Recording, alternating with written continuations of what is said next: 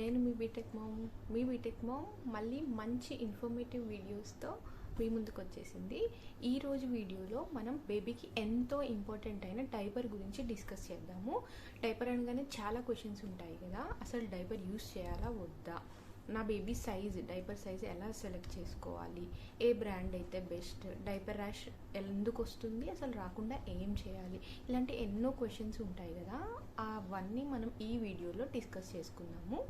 ముందుగా నా ఛానల్ ఎవరైనా మొదటిసారి చూస్తున్నట్లయితే ప్లీజ్ సబ్స్క్రైబ్ చేసి ఎంకరేజ్ చేయండి. Okay, let's get in to the video. అసలు డైపర్ యూస్ చేయాలా వద్దా అని నన్ను అడిగితే మెయిన్లీ అది ఒక మామ్స్ డెసిషన్ అండి. ప్రతి బేబీకి తన మామ్ డిసైడ్ చేసుకోవాలి యూస్ చేయాలా వద్దా అనేసి. ఈ బిజీ వరల్డ్లో ప్రతి మామ్కి తప్పట్లేదండి డైపర్ యూస్ చేయడం. అంతేగాని వాళ్ళేదో అబ్బా డైపర్ వేస్తే నా టైం సేవ్ అయిపోతుంది, క్లీనింగ్ తగ్గిపోతుంది, అలా ఏం కాదు. వాళ్ళకి టైం ఉండక, చూసుకునే వాళ్ళు ఉండక కొంచెం డైపర్ వేస్తే సిచ్యువేషన్స్ ఈజీ ఉంటాయి కాబట్టి డైపర్ యూస్ చేస్తున్నారు. ఇంకో మిత్ ఉందండి, డైపర్ వేస్తే బౌలెక్స్ వస్తాయి, దొడ్డిగాళ్ళు వస్తాయి అని చెప్తారు కదా, అది కంప్లీట్లీ రాంగ్ పర్సెప్షన్ అండి. అది మిత్ అనే చెప్పాలి. ఎందుకంటే సైంటిఫిక్గా ఎటువంటి ప్రూఫ్ లేదు. జెనెటిక్ డిసార్డర్ ఉంటే తప్ప బేబీస్కి బౌలెక్స్ అనేవి రావు, డైపర్ వల్ల అయితే అసలే రాదు. ఇది ఒక రాంగ్ మిత్ ఉంది జనాలలో.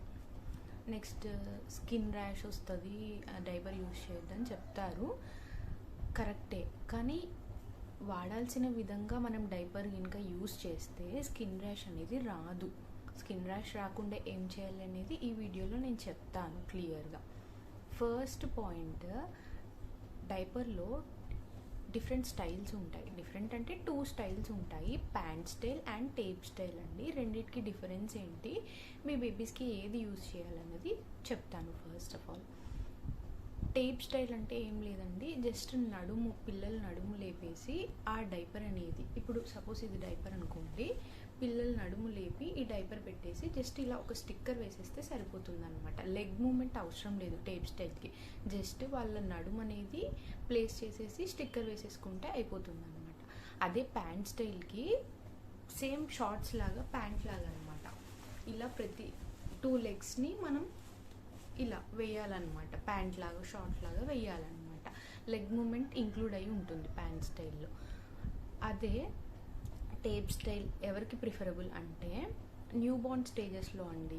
వాళ్ళ లెగ్స్ అనేవి చాలా డెలికేట్ ఉంటుంది కదా, మనం ప్రతిసారి లెగ్ లిఫ్ట్ చేసి ప్యాంట్ స్టైల్ వేయడం కష్టం కాబట్టి న్యూ బోర్న్ స్టేజెస్లో tape style is the best అనమాట. మళ్ళీ వ్యాక్సినేషన్ అప్పుడు అండి, 2 థైస్కి వ్యాక్సిన్స్ వేసినప్పుడు వాళ్ళ లెగ్ అసలు మనని టచ్ చేయనీరు. అలాంటి సిచ్యువేషన్లో టేప్ స్టైల్ డస్ వండర్స్ అండి. బికాస్ మనం లెగ్ అనేది టచ్ చేయని అవసరం లేదు టేప్ స్టైల్లో. మళ్ళీ ఇంకా ఏంటంటే మూమెంట్స్ తక్కువ ఉన్నప్పుడు, అంటే క్రాలింగ్ స్టార్ట్ చేయకముందు న్యూబార్న్ స్టేజెస్లో వాళ్ళు ఎక్కడ పడుకోబెడితే అక్కడే ఉంటారు కదా, సో ఈ టేప్ స్టైల్ అనేది స్టిక్కర్ ఏం అటు ఇటు జరగదు. సో న్యూబార్న్ స్టేజెస్లో కూడా టేప్ స్టైల్ ప్రిఫర్ చేసుకోవచ్చు. అండ్ కొంతమంది ప్రీటర్మ్ బేబీస్ ఉంటారు, ఆర్ నార్మల్ టర్మ్ బేబీస్కి కూడా కొంచెం తక్కువ వెయిట్తో పుడతారు కదా, వాళ్ళ వేస్ట్ అనేది చాలా చిన్నగా ఉంటుంది కదా, అలాంటి బేబీస్కి టేప్ స్టైల్ చాలా బాగుంటుందండి. ఎందుకంటే అది మనం వాళ్ళ వేస్ట్ సైజ్కి తగ్గట్టుగా టేప్ అనేది అడ్జస్ట్ చేసి స్టిక్ చేసుకోవచ్చు. క్రాలింగ్ ఏజ్ వచ్చేసిన తర్వాత, అంటే మూమెంట్స్ ఎక్కువ ఉంటాయి, పిల్లలు అటు ఇటు క్రాల్ చేస్తూ ఉంటారు, అటు ఇటు వెళ్తూ ఉంటారు కదా, అప్పుడు ఈ స్టిక్కర్ అనేది అటు ఇటు అయ్యి లీకేజ్ ప్రాబ్లమ్స్ వస్తాయి. అసలు మనం వేసేదే డైపర్ లీకేజ్ అవ్వకుండా కదా, సో అలాంటప్పుడు మళ్ళీ లీకేజ్ అయితే మనం డైపర్ వేసి కూడా వేస్ట్ కదా. సో న్యూబోర్న్ స్టేజ్ తర్వాత నుంచి ప్యాంట్ స్టైల్కి షిఫ్ట్ అవ్వడం బెస్ట్. ఇది కూడా ఈజీ టు వేరే అండి. మనం షార్ట్స్ ఎలా వేస్తాం, నెక్కర్స్ టైప్, ప్యాంట్స్ టైప్ ఎలా వేస్తామో అలా వేసేయడమే పిల్లలకి. తర్వాత ఇవి బాడీకి అనేది ఇలా హక్ చేసుకొని ఉంటాయి అన్నమాట ప్యాంట్ స్టైల్ అనేవి, సో దట్ లీకేజ్ ప్రాబ్లం చాలా తక్కువ ఉంటుంది compare to tape style. Tape style fitting ఒకవేళ మంచిగా స్టిక్కీ లాగా అతికి ఉంటే ఏం ప్రాబ్లం లేదు. కానీ పిల్లలు వన్స్ మూమెంట్ స్టార్ట్ చేశాక ఆ స్టిక్కర్ అనేది అటు ఇటు అవుతూ ఉంటుంది. సో అలాంటి సిచ్యువేషన్లో మ్యాక్సిమం ప్యాంట్ స్టైల్ వేస్తే వాళ్ళకి ఇలా హక్ చేసుకొని ఉంటుంది బాడీకి డైపర్ అనేది. సో చాలా యూజ్ అవుతుంది ప్యాంట్ స్టైల్ డైపర్ అనేసి. మా రోహన్కి నేను టేప్ స్టైల్ యూస్ చేశానా ఆర్ ప్యాంట్ స్టైల్ యూస్ చేశానా అన్నది చెప్తానండి. ఎందుకో అండి నాకు చిన్నప్పటి నుంచి కూడా ఈ టేప్ స్టైల్ మెకానిజం అంత సెట్ అయింది అనిపించలేదు రోహన్కి. ఫిట్టింగ్ అయితే మంచిగానే ఉండేది, కానీ కొంచెం వాడు అటు ఇటు జరిగినా నేను వాడిని లిఫ్ట్ చేసి మళ్ళీ పడుకోబెట్టినా కానీ ఆ టేప్ అనేది కొంచెం అటు ఇటు అయినట్టు జరిగినట్లు అట్లా అనిపించేది. ఎందుకో అంత కంఫర్ట్ అనిపించేది కాదు. సో వాడి చిన్నప్పటి నుంచి కూడా నేను ప్యాంట్ స్టైలే యూస్ చేసేదాన్ని. కాకపోతే న్యూ బార్న్ సైజ్ ఉంటుంది కదా, చిన్న సైజ్, అది తీసుకొని యూస్ చేసేదాన్ని. వ్యాక్సినేషన్ అప్పుడు మాత్రం 2 థైస్కి ఇంజెక్షన్స్ వేస్తారు కదా, అప్పుడు రోహన్ అసలు లెగ్స్ని టచ్ చేయనిచ్చేవాడు కాదు. ఓన్లీ అలాంటి టైంలో మాత్రం టేప్ స్టైల్ యూస్ చేసేదాన్ని. సో మీ బేబీస్కి తగ్గట్టు మీరు చూస్ చేసుకోండి tape style or pant style. Next, size ఎలా చూస్ చేసుకోవాలి అని చాలామందికి డౌట్ ఉంటుంది డైపర్స్ విషయంలో. ప్రతి బేబీకి, ప్రతి మనిషికి క్లాత్ సైజ్, షూ సైజ్ అనేది డిఫరెన్స్ ఉన్నట్లే ప్రతి బేబీకి కూడా డైపర్ సైజ్ అనేది డిఫరెంట్ ఉంటుంది. డైపర్ సైజ్ అనేది ఏజ్ ప్రకారంగా కాదండి మనం చూడాల్సింది, ఎప్పుడైనా వెయిట్ ప్రకారంగా చూడాలి. ఈ వెయిట్ ఉంటే ఈ సైజ్ డైపర్ వాడాలి అని ప్రతి బ్రాండ్ వాళ్ళ మెజర్మెంట్స్ వాళ్ళకు ఉంటాయి. బ్రాండ్ ప్రకారంగా ఏ వెయిట్ బేబీకి ఏ మెజర్మెంట్, లైక్ ఏ సైజ్ యూస్ చేయాలన్నది వాళ్ళే ఇస్తారు డైపర్ ప్యాక్ మీద. సో మీరు యూస్ చేసే డైపర్ బ్రాండ్ మీద చూసుకోండి మీ బాబు ఏజ్ ఎంత, వాళ్ళు స్పెసిఫిక్గా అక్కడ రాసి ఉంటారు కదా పలానా సైజ్ యూస్ చేయాలని, అది ఏ సైజ్ ఉందో చూసుకోండి. ఎప్పుడూ కూడా ఒక సైజ్ ఎక్కువ తీసుకోండి, సో దాట్ అది ఫిట్ మరీ టైట్ అవ్వకుండా, కొంచెం డైపర్ ర్యాష్ రాకుండా, ఒత్తుకోకుండా ఉంటుంది. సపోజ్ నేను ఎగ్జాంపుల్గా చూపిస్తాను ఇక్కడ మీకు. ఇక్కడ మామూలు ప్యాడ్ పోకో వాళ్ళు న్యూబార్న్ సైజ్ వచ్చేసరికి అప్ టు 4 kgs అనేసి ఇచ్చారు. సో మీ బేబీ ఒకవేళ పుట్టడం 4.1 అలా పుట్టాడు అనుకోండి, సో న్యూబార్న్ కంటే నెక్స్ట్ సైజ్ ఉంటుంది కదా ఎస్. ఒకవేళ మీ బేబీ 3 kgs అలా పుట్టారనుకోండి, న్యూబార్న్ 3 to 4 మధ్యలో 3.5 అలా పుడితే న్యూబార్న్ సైజ్ సరిపోతుంది. వాళ్ళు ఇచ్చిన సైజ్ కంటే, వెయిట్ కంటే కొంచెం ఎక్కువ సైజ్ తీసుకోండి. అప్పుడు ఫిట్టింగ్ బాగుంటుంది, టైట్గా లేకుండా ఫ్రీగా ఉంటుంది వాళ్ళకి. అలానే పెద్ద సైజ్ తీసుకోకూడదండి, లీకేజ్ ప్రాబ్లం ఉంటుంది. లూజ్ ఉంటే సైడ్స్ నుంచి లీక్ అవుతూ ఉంటుంది, యూరిన్ కానీ పూప్ కానీ. సో కొంచెం పెద్ద సైజ్ తీసుకోండి. డైపర్ ర్యాష్ అసలు ఎందుకు వస్తుంది, రాకుండా మనం ఏం చేయాలన్నది చెప్తానండి. ప్రతి బ్రాండ్ కూడా వాళ్ళ diaper front side yellow line అనేది ఇస్తారనమాట. మన డైపర్ ఫిల్ అయినప్పుడు అది బ్లూ కలర్గా మారిపోతుంది. సో అప్పుడు మనం డైపర్ చేంజ్ చేయాలి అనేది ఇండికేషన్ అది. సో మనం అది చెక్ చేసుకొని ఎప్పుడైతే ఆ ఎల్లో లైన్ బ్లూ లైన్గా చేంజ్ అయిపోతుందో అప్పుడు మనం బేబీకి డైపర్ అనేది మార్చేసేయాలి, తీసేయాలి, ఆ ఉన్న డైపర్ని తీసేయాలి.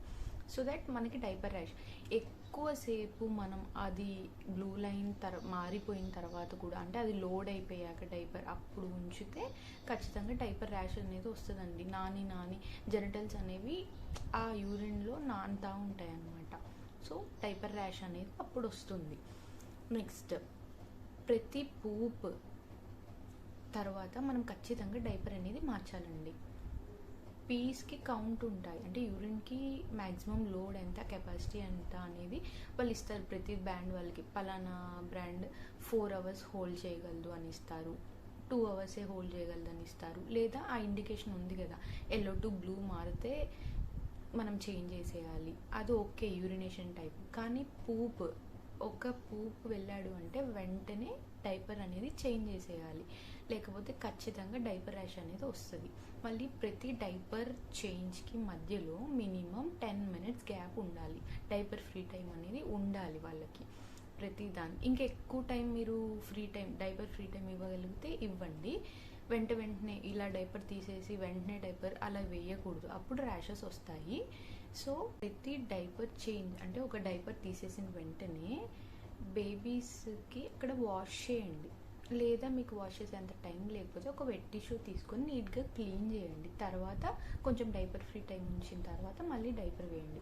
లేదక్క నాకు ఇప్పుడు అర్జెంట్ వర్క్ ఉంది, లేదా బేబీని బయటకు తీసుకెళ్ళాలి, డైపర్ ఫ్రీ టైం ఇవ్వడానికి కుదరట్లేదు అని ఒకవేళ మీకు అలా అర్జెంట్ సిచ్యువేషన్ ఉంటే ఒక టిప్ అండి ఏంటంటే, కొంచెం గోరువెచ్చగా, చాలా గోరువెచ్చగా బేబీస్కి హీట్ సెన్సిటివ్ ఉంటారు కదా, కొంచెం నీళ్ళు వేడి చేసుకొని ఒక కాటన్ క్లాత్ తీసుకొని దాంట్లో డిప్ చేసి వాళ్ళకి అక్కడ ఆ ఏరియాలో మంచిగా ఆ కాటన్ క్లాత్తో వాష్ చేయండి, నీట్గా డ్రై చేయండి. అట్లీస్ట్ 2 minutes టైం అయితే ఉంటుంది కదా, వాష్ చేసి డ్రై కానివ్వండి. తర్వాత డైపర్ వేయండి. ఇది అర్జెంట్ సిచ్యువేషన్స్లో మాత్రమే యూస్ చేయండి. నెక్స్ట్, డైపర్ ర్యాష్ రాకుండా కొన్ని డైపర్ ఫ్రెండ్లీ క్రీమ్స్ ఉంటాయండి, డైపర్ ర్యాష్ క్రీమ్స్. అవన్నీ అప్లై చేసి డైపర్ వేస్తే కూడా డైపర్ ర్యాష్ని ప్రివెంట్ చేయొచ్చు. దీనికంటే నేను నా రోహన్కి యూజ్ చేసే టెక్నిక్ ఒకటి చెప్తానండి. క్రీమ్స్ ఇవన్నీ కూడా కొంచెం కెమికల్స్ అవి ఉంటాయి కదా, కెమికల్ ఫ్రీ క్రీమ్స్ కూడా ఉన్నాయి, కానీ నేను డైపర్ ర్యాష్ క్రీమ్ కంటే ప్రిఫరబుల్గా ఈ టెక్నిక్ వాడతాను. ఏంటంటే, కొంచెం గోరువెచ్చని ఆయిల్ తీసుకోండి. ఏం ఆయిల్ అంటే బేబీ ఆయిల్, మీరు మసాజ్కి వాడతారు కదా, ఆరెల్స్ పారాషూట్ ఆయిల్, ఏదో ఒక ఆయిల్ తీసుకొని దాంట్లో చిటికెడు పసుపు యాడ్ చేసి ఆ రెండు మిక్స్ చేసి ఎక్కడైతే డైపర్ ర్యాష్ లేదా కొంచెం ఉత్తుకుపోయింది రెడ్గా అనిపిస్తుందో అక్కడ రాయండి. రాసి డ్రై కానివ్వండి. అప్పుడు చాలా ఈజీగా డైపర్ ర్యాష్ అనేది తగ్గుతుంది. ఈ టెక్నిక్ యూజ్ చేయండి. వర్క్ అయిందో లేదో నాకు కమెంట్ చేయండి.